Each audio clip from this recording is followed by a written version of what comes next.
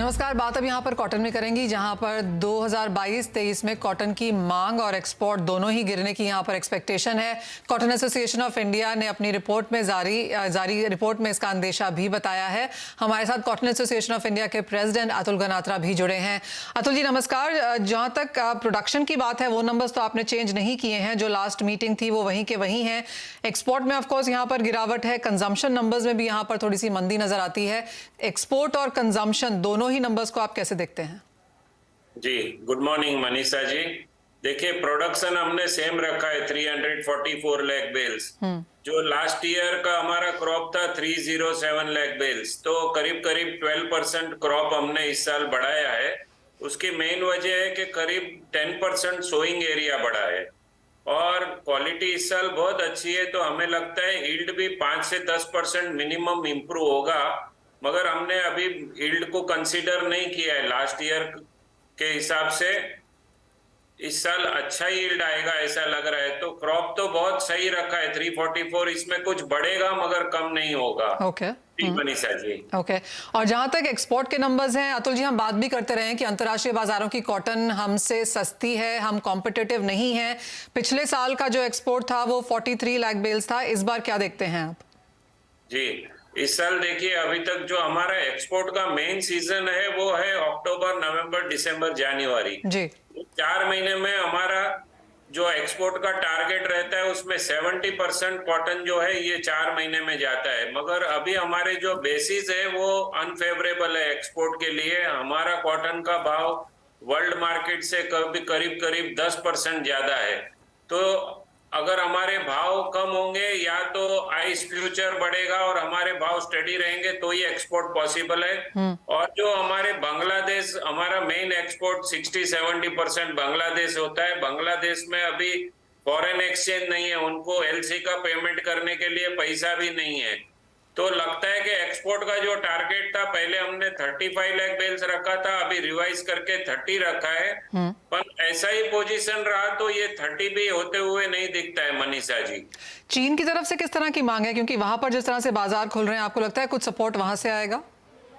वो देखना पड़ेगा। अगर चाइना से कुछ डिमांड आया तो ही हमारा मार्केट से कुछ एक्सपोर्ट पिकअप होगा। मगर उनका जो यान का रेट है वो हमारे से 20 रुपया किलो कॉटन का यान कम में बेच रहे हैं। तो ऐसा नहीं लग नहीं रहा है कि चीन की तरफ से भी कोई कॉटन का डिमांड आएगा, ऐसा नहीं लग रहा है। हमारे भाव आज ऑस्ट्रेलियन कॉटन से भी ज्यादा है। इंडियन कॉटन के जो ऑस्ट्रेलियन कॉटन अगर लेंगे तो 4-5% रियलाइजेशन ज्यादा आएगा, तो उससे भी हमारे भाव ज्यादा है मनीषा जी। ओके अतुल जी, अगर भारतीय कंजम्पशन की बात करें तो यहाँ पर ऑफ कोर्स मिलों ने अपनी कैपेसिटी बंद कर दी थी, कम कर दी थी कॉटन के प्राइसेस की वजह से। अब किस तरह की आवक है, क्या मिलें वापस से खुलना शुरू हुई हैं?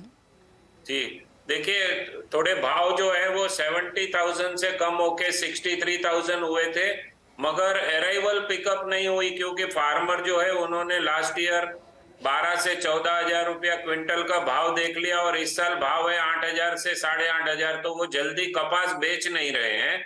और इस वजह से जो 63,000 के भाव थे वो फिर से बढ़ के 69,000 हो गए। तो जो मिलों को थोड़ा पैरिटी आया था या लॉस कम हुआ था वो फिर से लॉस बढ़ गया।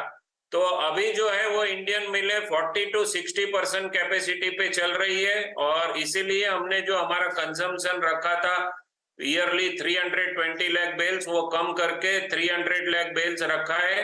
मगर प्रॉब्लम क्या है मनीषा जी, हमारे स्पिनिंग इंडस्ट्री में एक नया ट्रेंड चालू हुआ है जो मैं 45 ईयर से बिजनेस में हूँ, मैंने नहीं देखा। हमारे स्पिनिंग मिल ओनर जो है, मालिक है, वो अगर प्रॉफिट नहीं हुआ तो मिल को बंद करना सीख गए हैं। वो बड़ी डेंजर चीज है। अगर पैसा नहीं मिला 50% बंद कर दो, 70% बंद कर दो, 100% बंद कर दो। वो पहले नहीं करते थे, अब वो बंद करना चालू कर दिया। तो इससे लग रहा है कि हमारा जो कंजम्पशन है वो आने वाले दिनों में अगर पैरिटी नहीं आई, कॉटन के भाव कम नहीं हुए तो और कम हो सकता है। जी मनीषा जी। जी अतुल जी, वो तो शायद एक बेहतर बात है। लॉस बनाने से अच्छा है 45 साल के बाद ही सही मिल वाले सीख गए हैं कि लॉस नहीं बनाना है। अगर नहीं पैसा बनता है तो बंद करके जो बचा है वो यहाँ पर सेविंग कर लें। रुपेश, आप कैसे देखते हैं ओवरऑल कॉटन के फंडामेंटल्स? आपका क्या व्यू है प्राइसेस पे?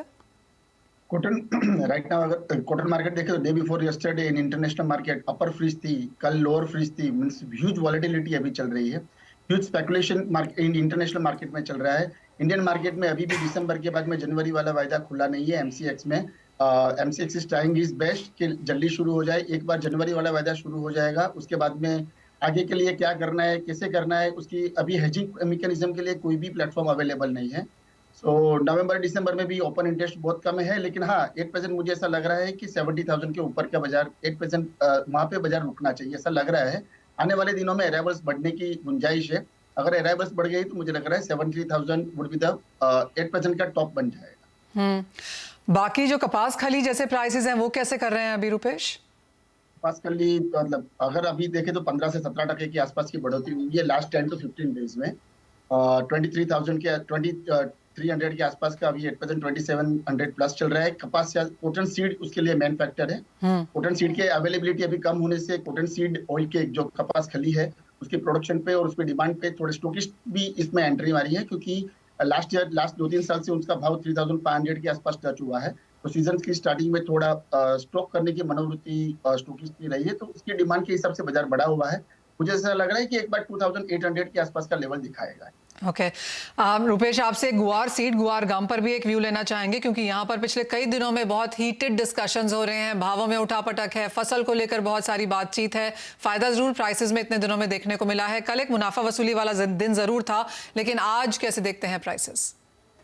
Again yesterday profit booking definitely हुई, बिकॉज 4,800 से लेकर 5,400 तक की वन साइड रैली चली। मुझे लग रहा है 5,500 के आसपास अगेन प्रॉफिट बुकिंग आएगी। थोड़ा सेलिंग प्रेशर भी आएगा, बिकॉज अराइवल्स भी धीरे धीरे मार्केटों में पिकअप हो रही है। 5,500 के आसपास जो करेक्शन आएगा, प्रॉफिट बुकिंग का जो डाउनवर्ड करेक्शन आएगा, that would be the again अगर कोई रह गए हैं ये भाव में लेने के लिए तो 5,300 5,200 के आसपास अगेन मुझे लग रहा है कि अपॉर्चुनिटी मिल सकती है।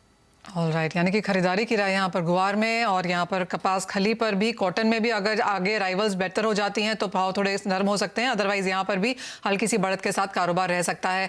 वो पूरा एग्रो ऑफ कोर्स पैक यहाँ पर है। रुपेश, बहुत शुक्रिया साथ जुड़ने के लिए। अतुल जी, आपका भी बहुत शुक्रिया उन तमाम नंबर्स फंडामेंटल्स के साथ हमारे दर्शकों को अवगत कराने के लिए।